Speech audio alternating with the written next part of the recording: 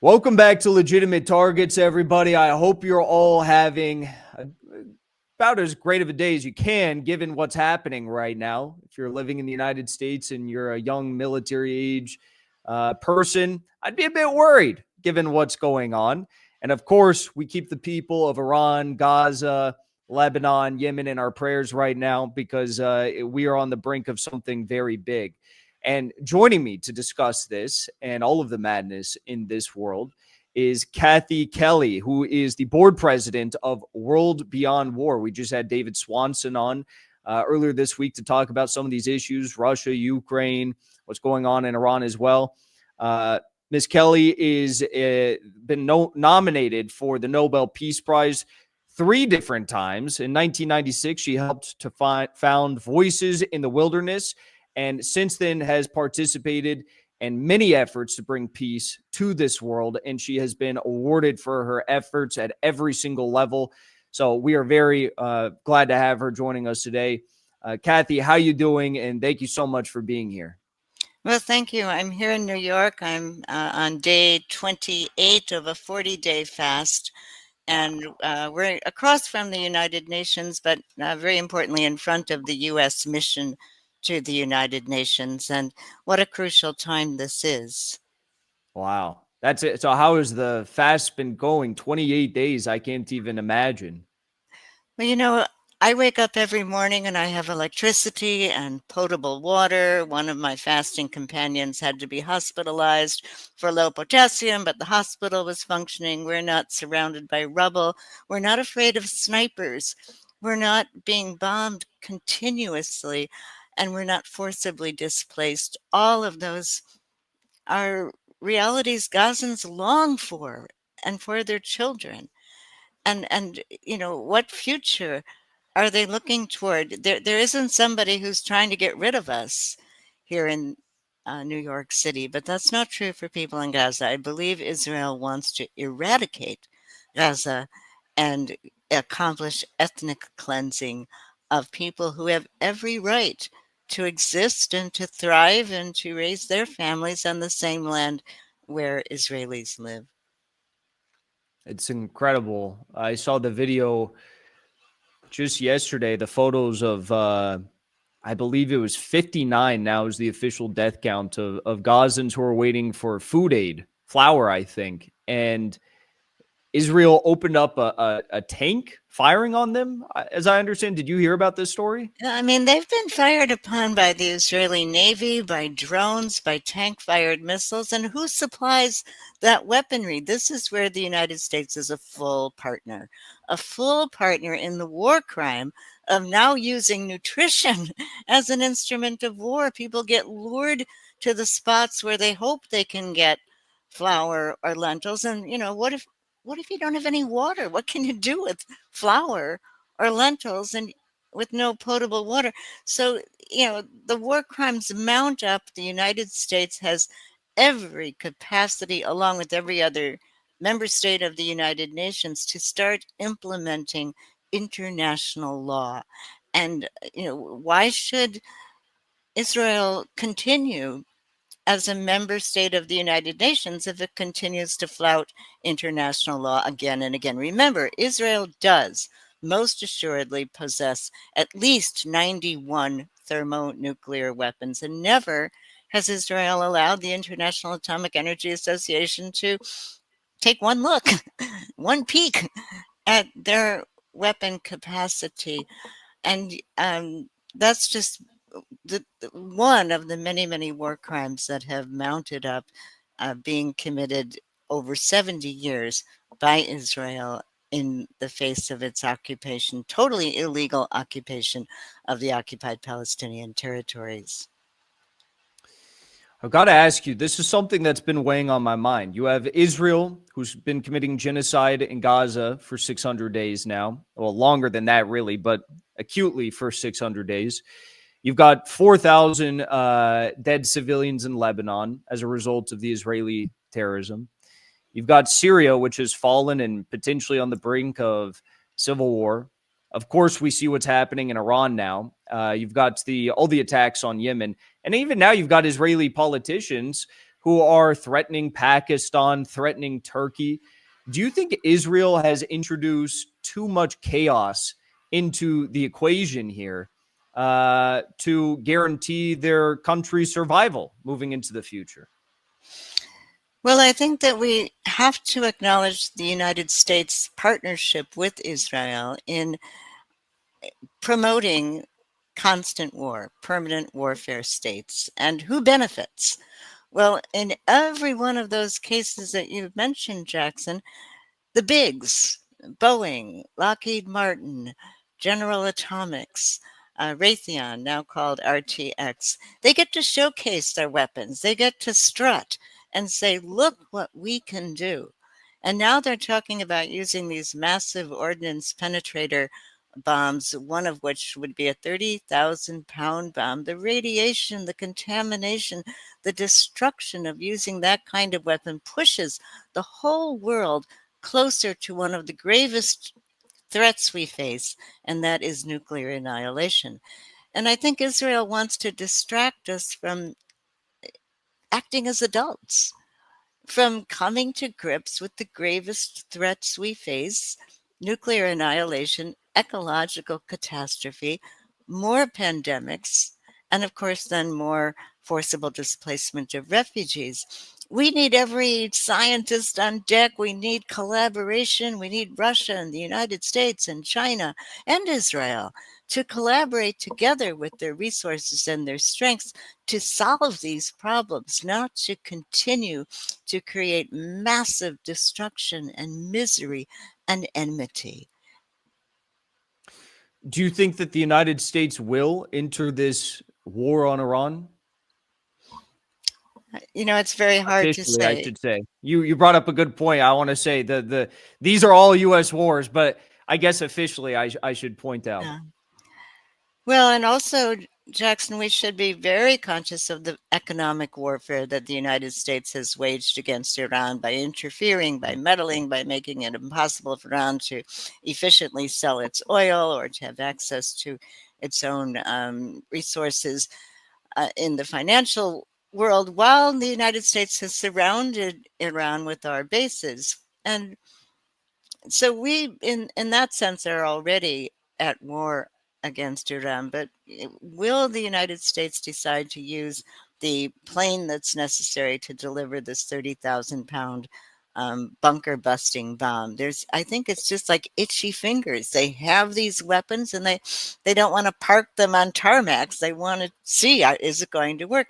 But the United States already used that bomb in Afghanistan to horrific effect, contaminating, radiating, destroying, for we have no idea how many generations, the land where it was used. And what kind of possible threat did Afghan shepherds in the mountains pose toward the United States?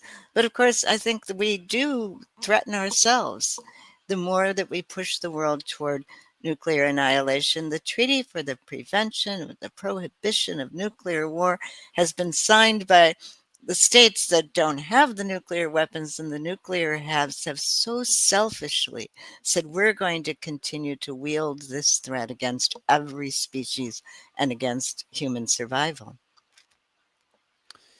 Do you think that the American public will go along with this action if Trump does decide to take it? I mean, it seems like we've kind of hit a breaking point where the veil has been lifted, but maybe it's possible. I don't know. What do you think?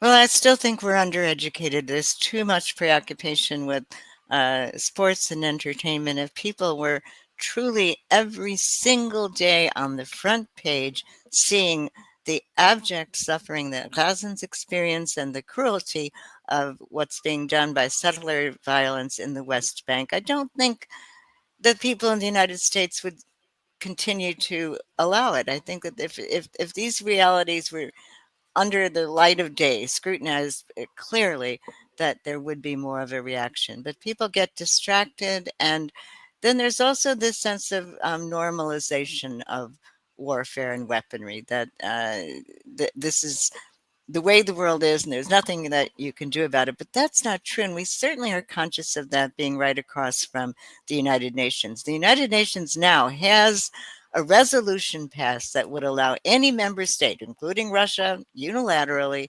to begin the process to suspend Israel from the United Nations General Assembly. I mean, if Israel is going to flout every international law that's been leveled, then why should it remain part of the General Assembly?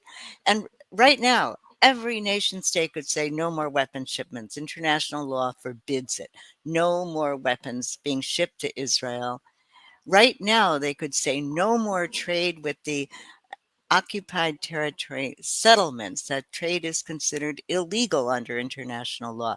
And if countries, the powerful elites, keep on chipping away at international law while we're facing ecological collapse, refugee crises, future problems of enormous impact, then we're not doing ourselves any favor. It took years to build up the edifice of international law.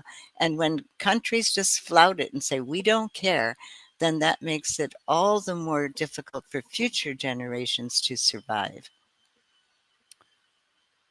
I'm curious, why do you think no country has called on Israel officially to be removed from the UN General Assembly? Because you have countries that have pursued them for crimes against humanity, genocide, in the ICC and ICJ as well. But when it comes to this, it seems like there's some sort of a block in place that is preventing any common sense from breaking through.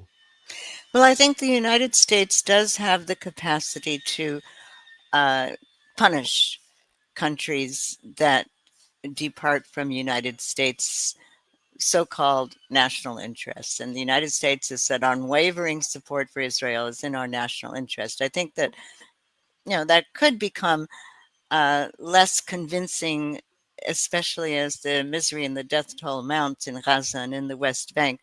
But the United States could, in trade agreements, in tourism, in financial uh, conveniences, it could certainly punish other countries. And I suppose leaders don't want to take that on. But if the wall is beginning to crumble, if that wall of silence in the face of genocide is beginning to crumble, perhaps we could see the desperately needed swifter action on the part of United Nations General Assembly members. I hope so. I'd love to see that. Uh, Another thing that I've loved to see, but I'd like to hear your thoughts on the viability of this and actually changing anything, is there have been efforts by a very broad coalition of people uniting all sorts of individuals to stop this potential entry into the war officially with the use of those bombers by the United States by some senators. They are drawing up war powers resolution challenging the constitutionality of Trump's potential actions here. And you've got a bunch of people that are upset. You got Tucker Carlson and Alex Jones and Thomas Massey, Marjorie Taylor Greene on one side, all these hardline conservatives. On the other side, you've got AOC, Bernie Sanders, other progressives that are uniting. Do you think there's any possibility to stop this via the legislative and constitutional process? Well, there's been a long, long history of the lobbying efforts amassing all their potential strength to defeat any such efforts. But that doesn't mean people shouldn't continue trying. We write about and think about the merchants of death in the United States, and they have an enormously powerful lobby. They can easily put big sums of money into the campaigns of opponents who would try to end the careers of people like the ones you've just mentioned within the United States legislature.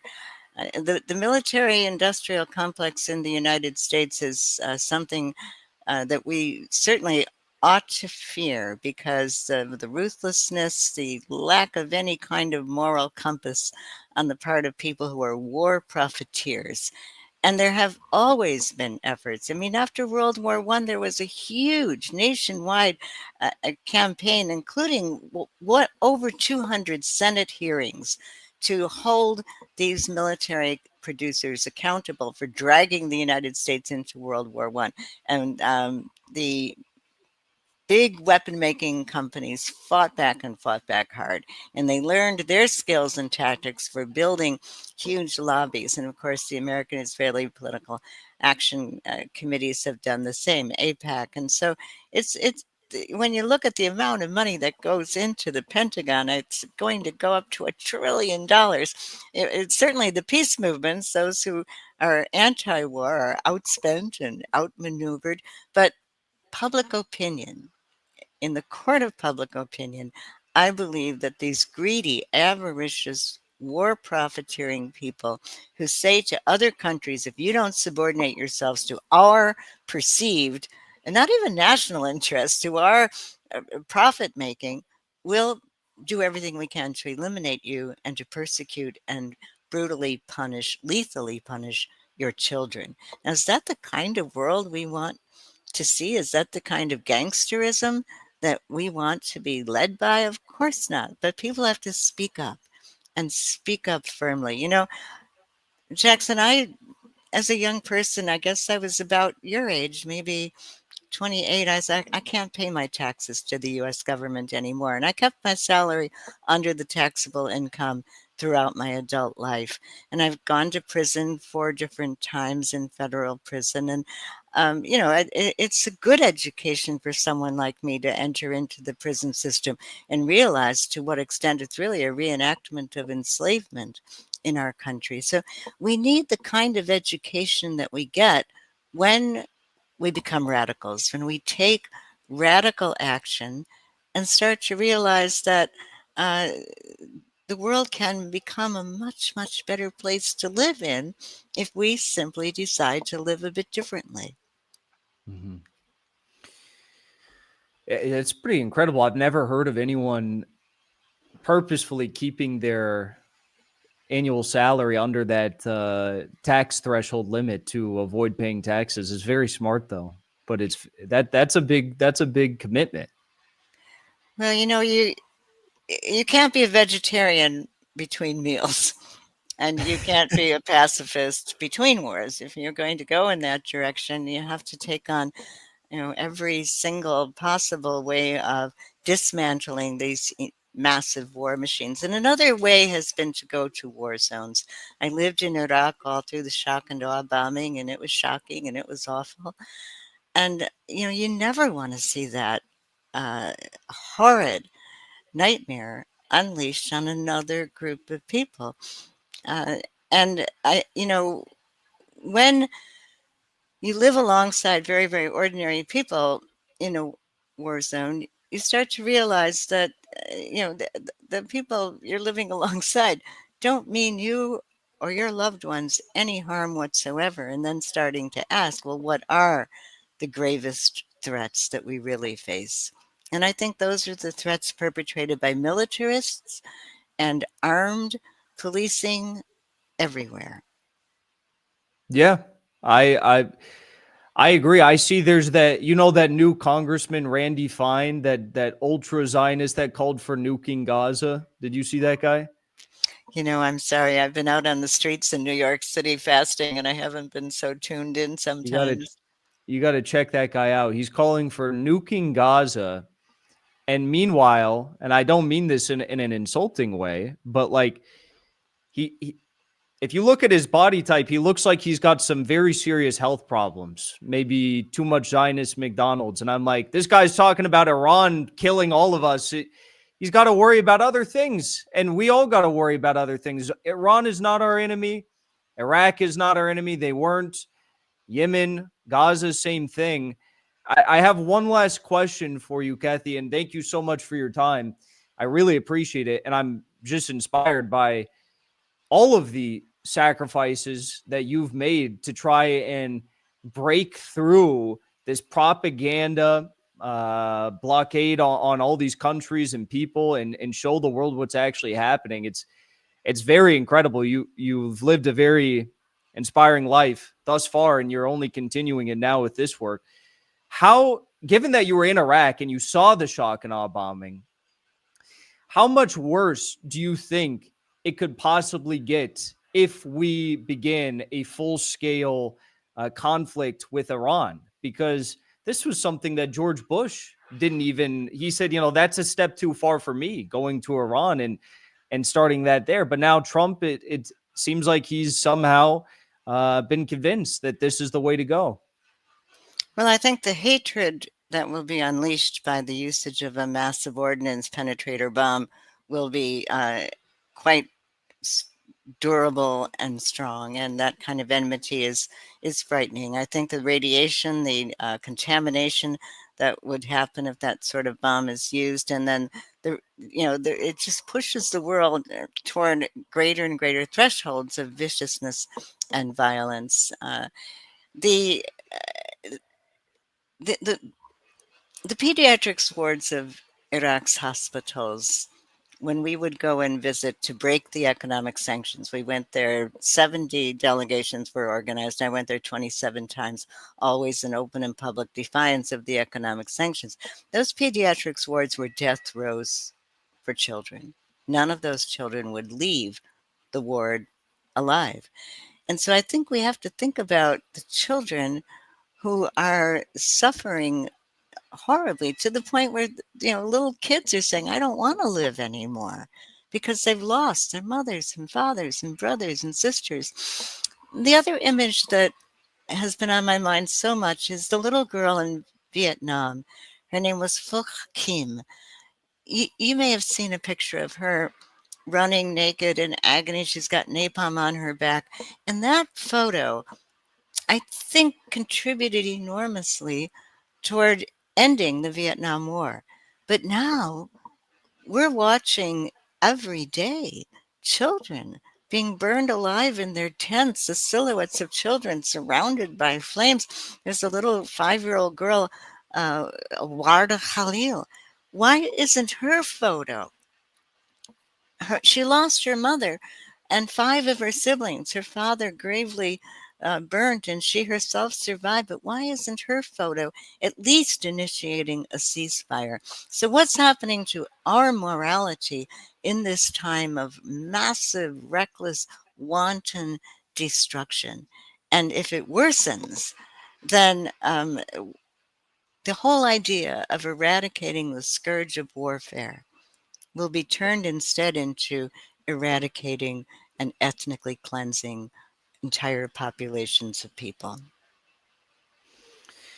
I think that's a perfect note to wrap up on. So, Kathy Kelly, thank you so much for joining me here today. If people would like to follow along with your work or get involved with what you are doing, how might they do that?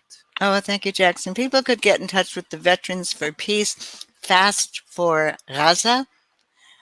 Just type in Veterans for Peace. It's also supported by FASNA, Friends of Sabeel North America.